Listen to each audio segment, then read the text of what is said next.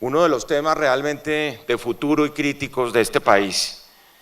Yo quiero recordar que hace 28 años, cuando estábamos impulsando la séptima papeleta y la Asamblea Nacional Constituyente, fue aquí en la Javeriana de Cali donde tuvimos la primera presencia regional, que se tradujo después en lo que es una constitución que contempla un artículo que les vamos a repartir a todos, que es el artículo 44, que es precisamente los derechos de los niños. El día que el país cumpla este artículo, vamos a transformar la realidad de Colombia. Un artículo además que tiene un último inciso donde se dice todo, y dice simple y llanamente: los derechos de los niños prevalecen sobre los derechos de los demás. Este artículo tiene que estar inscrito no solo en la práctica de todos los funcionarios públicos, de las autoridades privadas, de la sociedad civil, sino tiene que ser una norma de comportamiento en este país. Yo quiero agradecer muy especialmente a la rectora encargada de la Universidad Javeriana, haciendo votos por la recuperación del padre rector, el padre Luis Felipe. Quiero saludar muy especialmente a mi gran amigo don Bou Matiasen, representante de la Oficina de las Naciones Unidas contra la Droga y el Delito, quien ha venido cumpliendo en Colombia una misión ejemplar. Quiero saludar y darle la bienvenida a Colombia a la nueva representante de UNICEF, la señora Aida Oliver. Quiero agradecerle a quien ha sido el motor de toda esta causa en Colombia, y lo sigue siendo, un motor inagotable, a Ginette Bedoya Lima, subeditora del Tiempo y directora de la campaña No es hora de callar, para quien pido preliminarmente un aplauso de todos ustedes.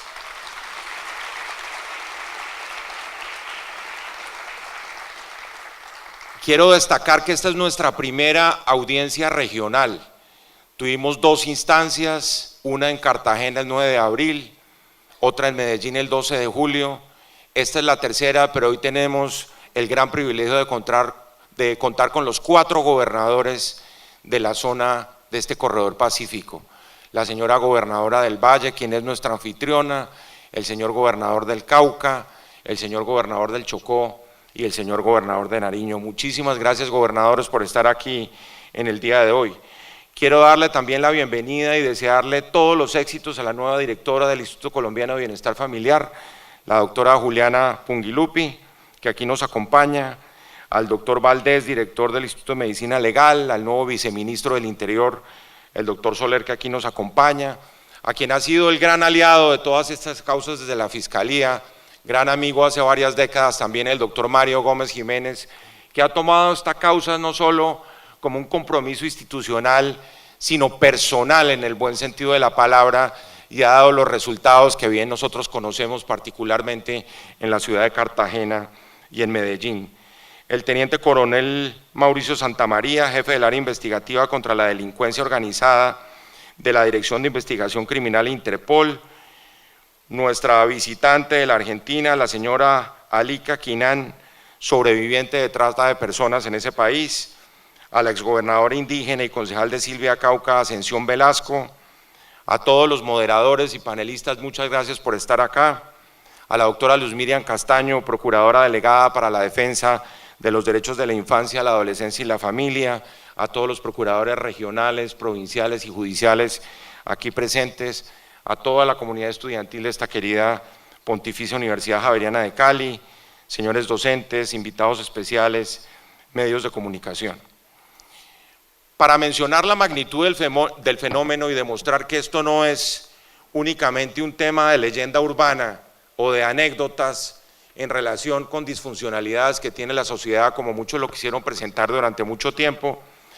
hay que destacar que la explotación sexual comercial de los niños, niñas y adolescentes y la trata de personas hoy constituye una de las actividades ilegales más lucrativas del mundo. Solo después del tráfico de drogas y del tráfico de armas ocupa el tercer lugar. Son, dentro de los estimativos más conservadores, más de 35.000 millones de dólares al año, lo que implica,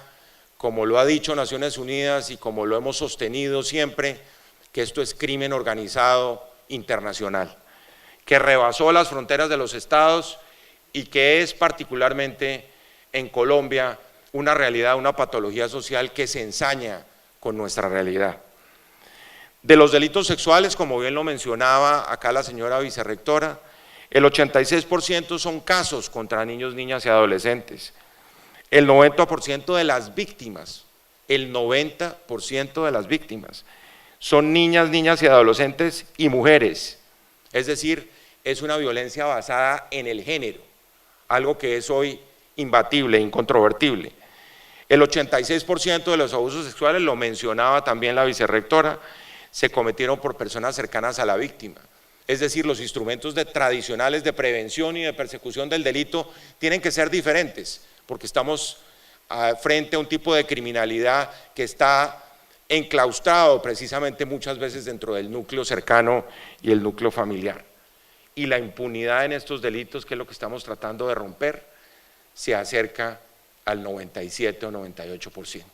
Eso sin perjuicio de todos estos esfuerzos que hemos hecho después de la primera audiencia en Cartagena, que ustedes han visto los resultados en la práctica. Lo que hay acá es una falta de claridad en todo sentido. Aquí no sabemos de qué estamos hablando, independientemente de estas cifras, porque además hay un subregistro dramático. Hay estadísticas, por ejemplo, yo las tengo acá de los 4 departamentos, probablemente los gobernadores nos van a hablar de ello, pero seguimos convencidos que aquí no hay cifras confiables y que todo lo que nos muestran las cifras está por debajo de la realidad, porque la realidad está en las calles, está en las plazas y está en los recintos que se dedican a promocionar este tipo de delincuencia, porque además hay falta de judicialización y hay una especie de naturalización de todas estas prácticas, que no, que esto hace parte del funcionamiento normal de la sociedad, confundiéndolo además con otro tipo de fenómenos, porque al meter en el mismo paquete el proxenetismo, la prostitución y el abuso sexual de los niños, pues siempre se encuentran justificaciones para que eso sean conductas normales dentro de la sociedad. Colombia, y lo ha dicho la Agencia de Drogas, la Agencia de Naciones Unidas contra la Droga y el Delito, Colombia es hoy en día origen, tránsito y destino del fenómeno de trata de personas. Dentro de todas las modalidades que tiene, explotación sexual, el más llamado turismo sexual, la explotación de la prostitución ajena, la mendicidad, el trabajo forzoso, el matrimonio servil y la esclavitud. Y por supuesto, los grupos de más alto riesgo y más afectados por ese tráfico incluyen lo que ha sido pues característica de este país, los desplazados y víctimas del conflicto armado, la población afro y los indígenas, más en esta zona de Colombia, por supuesto, personas en situación de discapacidad, campesinos, comunidades LGBT, desmovilizados de grupos armados, recientemente migrantes venezolanos, un problema que es tal vez el primero de la migración venezolana, que lo vemos en todas las calles del país, y trabajadores del sector informal. En el caso particular de la región pacífica, lo que trataremos de responder aquí hoy es por qué esta región es tan vulnerable. Y por supuesto aquí está el cóctel de todas las causas que ustedes se pueden imaginar. Un conflicto armado en donde jamás, independientemente de lo que pueda decir uno en una investigación, puede llegar a ser la justificación de la violencia sexual contra los niños. Yo quiero comprometerme aquí con ustedes a que vamos a estar vigilantes ante la Justicia Especial para la Paz, para que esos delitos de violencia sexual no terminen beneficiados en abstracto y genéricamente por las normas que se establecieron para tratar a determinados actores del conflicto armado. Ahí no caben las generalizaciones, eso habrá que mirarlo caso por caso. Estamos todos esperando la sentencia definitiva de la Corte Constitucional para ver de qué manera fijó los alcances de la persecución de ese delito. Pero lo que es claro es que aquí no caben reglas generales y aquí habrá que establecer esa relación de causalidad entre la violencia sexual contra los niños y el conflicto armado. En segundo lugar, los temas de la cultura del trabajo en este país, la cultura del trabajo infantil, que es una práctica social aceptada y reforzada por la familia, los altos índices de minería ilegal y de cultivos ilícitos que se dan en esta zona, todo eso alimentando como en un caldo de cultivo esos nichos potenciadores de estos delitos. La falta de presencia del Estado, por supuesto, en estas regiones, la falta de seguridad, la falta de política social, la necesidad de aplicar ese artículo 44 de la Constitución que ya mencionamos y como lo hemos dicho al hablar de las de las poblaciones en situación de riesgo, pues por supuesto las altas cifras de desplazamiento. Según la Defensoría del Pueblo, de las 18.000 personas que aparecen en esa condición en el año 2018, casi la tercera parte están precisamente aquí en el Pacífico. Y ustedes saben además que esos procesos migratorios llevan necesariamente a la oportunidad, a la búsqueda de oportunidades de actividades ilícitas, y ahí aparece de nuevo la conjugación de todos los factores. Más lo que hemos dicho siempre, lo dijimos en Cartagena, lo dijimos en Medellín, lo repetimos acá, porque esto es característica transversal del país. La cultura del dinero fácil promovida por el narcotráfico y los carteles de la droga, y un declive ético en el país, en donde este tipo de conductas, como ya lo he dicho, muchos creen que hacen parte de la normalidad o del turismo o de las actividades comerciales de un Estado que ha tolerado lamentablemente este terrible fenómeno que atenta contra la dignidad de nuestros niños. El turismo irregular, la informalidad, por ejemplo, en el tema del turismo, que ustedes saben que es importante. La propia tecnología se convierte en un gran cómplice de todas estas conductas.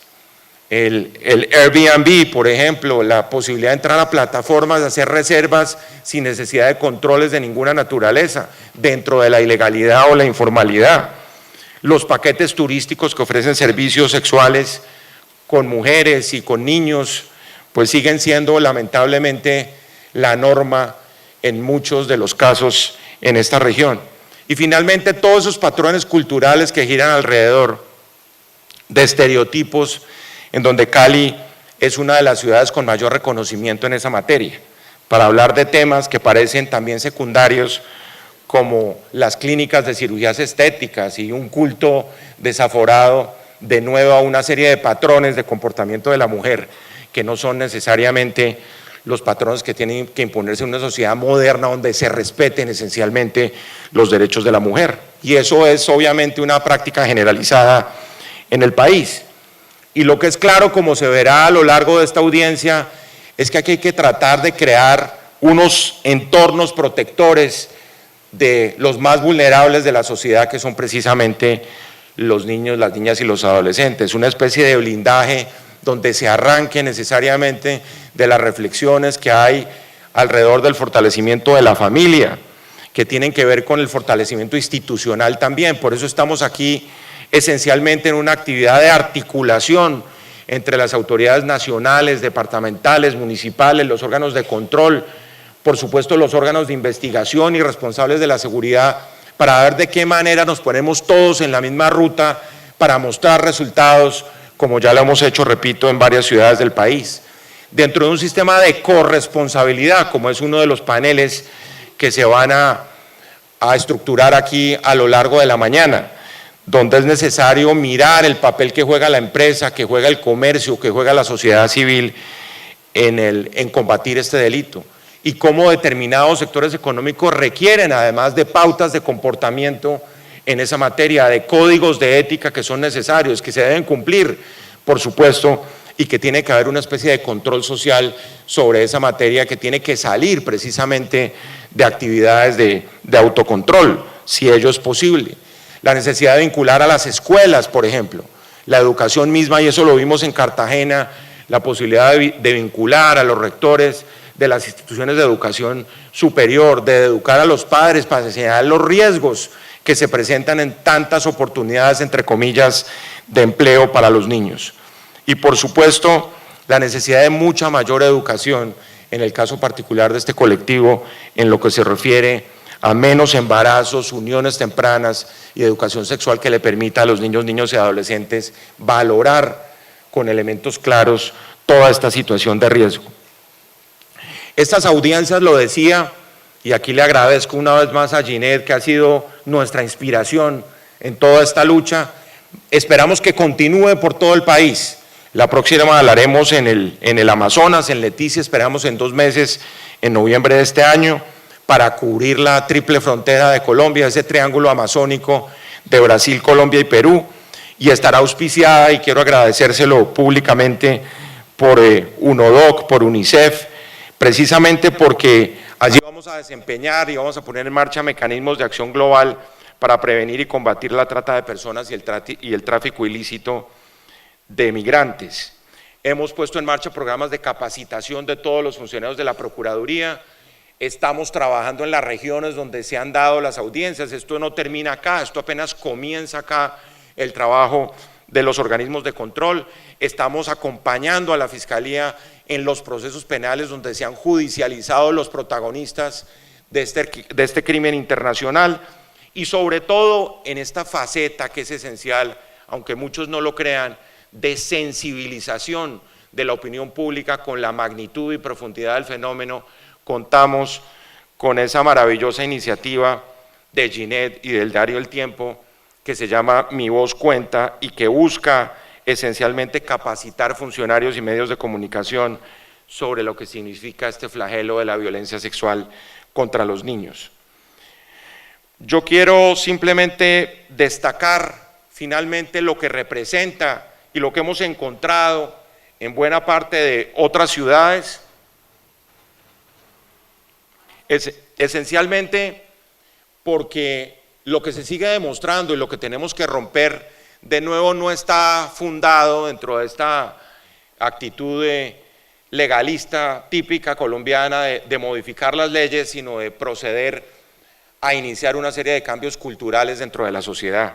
Tenemos que dejar atrás esa cultura patriarcal, machista, centralizada, que ha sido la esencia, además de una constitución a la cual renunciamos hace 28 años, que era precisamente esa Colombia que dejamos atrás gracias a la cultura de derechos de la Constitución del 91. Estamos enfrente a un gran fracaso institucional para combatir esto. Como digo, tenemos por lo menos buenos indicadores y unas señales de que si actuamos articuladamente vamos a producir resultado por lo que hemos hecho en los últimos meses, pero las cifras siguen demostrando que la violencia sexual y la trata no ha disminuido, por ejemplo, en los últimos años, y que lo que es aún más indignante, como ya lo mencionaba, son los niveles de impunidad que caracterizan estos delitos. Uno podría pensar que la mayoría de los esfuerzos que se han hecho han sido en vano. Lo que creo particularmente es que los esfuerzos no han ido precisamente en la coordinación de acciones hacia un mismo objetivo, y me parece que esa articulación es definitiva, como lo estamos demostrando en los últimos meses, y que crear políticas públicas, políticas de Estado, como se ha dicho en esta dirección, es lo que nos va a sacar a flote y por lo menos neutralizar el embate de ese crimen organizado que, como ustedes saben, además acude a las tecnologías de la información de la manera más sofisticada, mientras nosotros seguimos con los instrumentos tradicionales de lucha contra el delito. En ese mismo orden de ideas, el impedir que los agresores sigan en la calle libres, pues va a implicar necesariamente reformas al sistema de justicia. Hoy que se está discutiendo una nueva reforma de la justicia, les confieso, esto no aparece por ninguna parte como una prioridad de la reforma de la justicia en Colombia. La necesidad de tener un enfoque de género. Ojo, no estoy hablando de la ideología de género, estoy hablando de un enfoque de género a la hora de la aplicación de la justicia, a la hora del acceso a la justicia, que no existe en este momento. A nivel territorial no existen las instancias, lo pueden corroborar los gobernadores con lo que nos van a contar, como si aquí fuera pues el paraíso en materia de los derechos de los niños, porque la gente no se atreve a denunciar. De tal manera que la forma como se ha disimulado y se ha consentido una realidad que tenemos que cambiar, la vamos a hacer es por la vía de reformar las instituciones de la justicia. En ese mismo orden de ideas, lo que tenemos que hacer es sellar ese compromiso entre todos. Hoy estamos tratando de llegar simbólicamente, porque esto puede ser simbólico para comenzar a firmar un gran pacto como lo hicimos en Cartagena y como lo hicimos en Medellín, en donde todos concurrimos dentro de un catálogo de responsabilidades para cada sector en términos de lo que vamos a hacer de aquí en adelante, con acciones concretas, con acciones que no sean aisladas. Esto no es un problema de heroísmos de una institución frente a las demás. Si aquí no hay coordinación y si aquí no hay trabajo conjunto, pues vamos a fracasar en este empeño. Por eso es tan importante insistir en esa transformación cultural que hay que adelantar acá, y estar en una universidad en esta audiencia es precisamente una señal en ese campo, porque no tenemos investigación, porque no tenemos cifras, porque no sabemos desde el punto de vista, por ejemplo, sociológico y psicológico, hacia dónde deben apuntar las políticas distintas de lo que por instrumentos hasta el momento hemos venido consolidando las diferentes acciones, las diferentes actividades del Estado en el marco institucional. Esto requiere mucha mayor investigación académica para tener una brújula que nos indique exactamente hacia dónde tenemos que orientarnos en los siguientes pasos para consolidar esta política. Y por eso termino simplemente diciendo, con la consigna que ojalá fuera un karma de aquí en adelante. Primero, los derechos de los niños prevalecen sobre los derechos de los demás. Segundo, el silencio es el peor cómplice para que se siga consumando este delito. Tercero, como lo ha repetido Ginette, aquí no es hora de callar, es hora de denunciar, es hora de levantarse, es hora de que la sociedad reaccione precisamente ante la magnitud de este delito. Lo más importante, y ese sí que sería un paso fundamental, es romper la tolerancia y la indolencia que es típica de la sociedad frente a la ocurrencia de estos delitos que constituyen en términos de atrocidad lo peor que le puede pasar a un país, y es llevarse de frente la dignidad de los niños de Colombia. Muchísimas gracias.